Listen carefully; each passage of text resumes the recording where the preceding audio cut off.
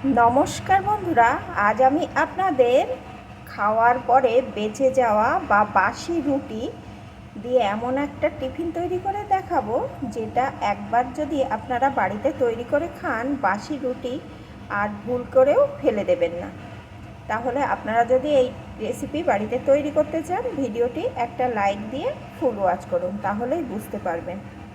দেখুন বন্ধুরা, এখানে আমার কয়েকটা বাসি রুটি আছে। এখন আসুন দেখতে থাকুন আমি এই রুটি দিয়ে কিভাবে লোভনীয় একটা টিফিন রেসিপি বানিয়ে দিই, যেটা বাচ্চা বড় সকলেই কিন্তু খুব পছন্দের সাথে খাবে। এখানে কড়াইটা আমি 1 টেবিল চামচ তেল বসিয়ে দিয়েছি। তেলটাকে ভালো রকম গরম করে নিয়েছি। এখন এই তেলের ভিতরে দিয়ে দেব একটা পেঁয়াজ কুচি। পেঁয়াজ কুচিটা একটু ভেজে নেব, একদম লাল লাল করবো না, জাস্ট একটু কালার চেঞ্জ করে নেব।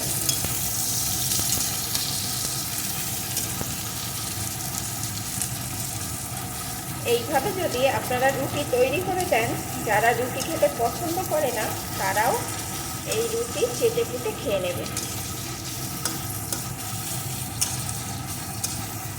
এখন জিনিসের যে পরিমাণে দাম বন্ধুরা, এই রুটি ফেলে না দিয়ে এইভাবে তৈরি করে খান, খেতেও ভালো লাগবে, খাবারটা নষ্টও হবে না।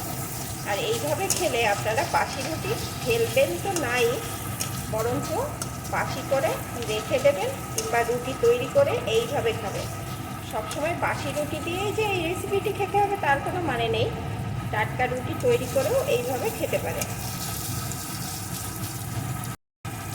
পেঁয়াজটা একটু ভেজে নিয়ে এর ভিতরে দিয়ে দেবো আমি একটা লঙ্কা কুচি।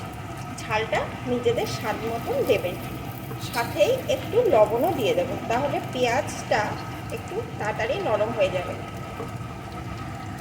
এখন একটু ভেজে নেব বন্ধুরা। এটা ভাজা হতে থাক, তার মধ্যে আমি আর একটা উপকরণ রেডি করে নিই।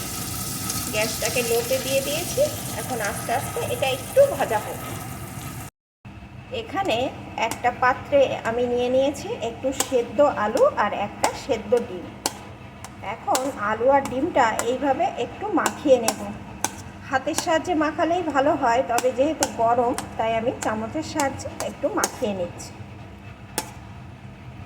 একদম যে গোটা গোটা না থাকে, আবার একদম মিহি হওয়ারও বা একদম মাখো মাখো হওয়ারও দরকার নেই, একটু জাস্ট এইভাবে মাখিয়ে নেব। তাহলে বন্ধুরা আমি মাখিয়ে নিয়ে ফিরে আসছি। এখানে আমি ভালো করে মাখিয়ে নিয়েছি। আপনারা চাইলে গ্রেটারে গ্রেট করেও দিতে পারেন, তবে এইভাবে মাখিয়ে নিলেও কিন্তু ভালো হবে। এই ডিমগুলো যখন গোটা গোটা মুখে পড়বে, খেতে অনেক ভালো লাগবে। ডিম আলুটা মাখিয়ে নিতে নিতে পেঁয়াজ আর লঙ্কাটা কিন্তু সুন্দর ভাজা হয়ে গেছে। এখন এর ভিতরে মাখিয়ে রাখা ডিম আলুটাকে দিয়ে দেব।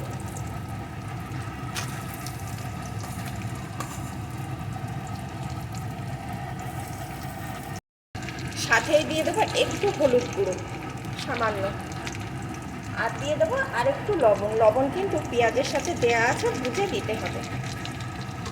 এখন ভালো করে একটু এইভাবে মিশিয়ে নেব।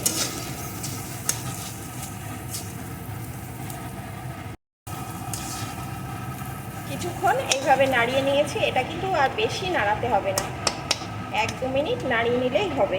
এখন এর ভিতরে দিয়ে দেবো একটু ম্যাগি মশলা।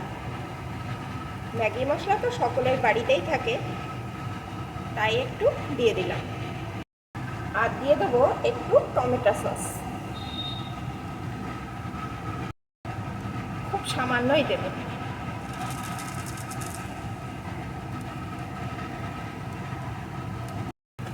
এখন একটু মিশিয়ে নেব।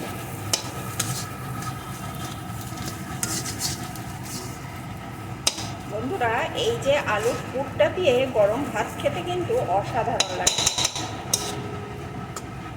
এখন কিন্তু এটা রেডি। এখন নামিয়ে ঠান্ডা করে নেব। গ্যাস ওভেনে একটা তাওয়া বসিয়ে তাওয়াটা গরম করে আমি এর উপরে আরেকটু তেল দিয়ে দিয়েছি। এখন তেলটাকে চারিদিকে একটু এইভাবে ছড়িয়ে দিচ্ছি। তেলটা চারিদিকে ছড়িয়ে দিয়েছি। এখন এর উপরে রুটি একটা দিয়ে দেবো।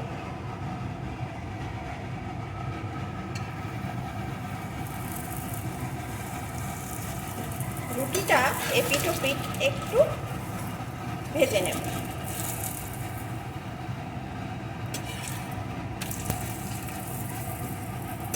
খুব বেশি ভাজার দরকার নেই, জাস্ট একটু এপিঠ ওপিঠ ভেজে নিলেই হবে।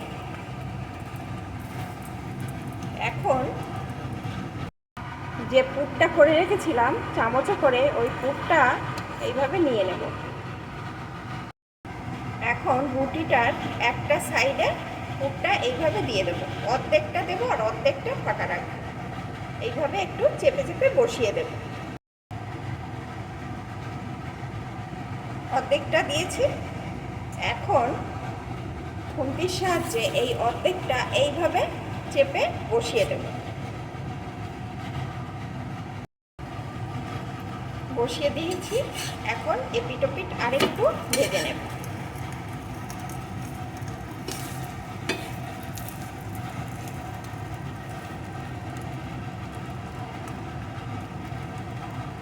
সম্পূর্ণ লো আঁচে এটা করবেন, না হলে রুটি কিন্তু পুড়ে যেতে পারে।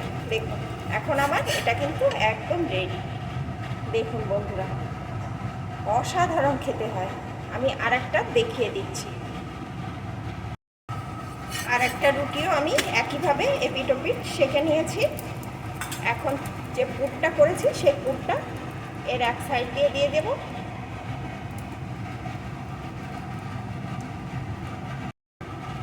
এইভাবে অর্ধেকটা এরকম চেপে চেপে দেব। এখন একটা সাইড ভাঁজ করে নেব।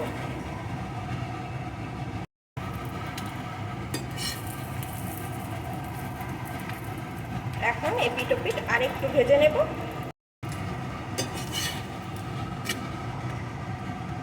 এইভাবে চেপে চেপে ভেজে নিয়েছি। এখন কিন্তু এটাও আমার রেডি।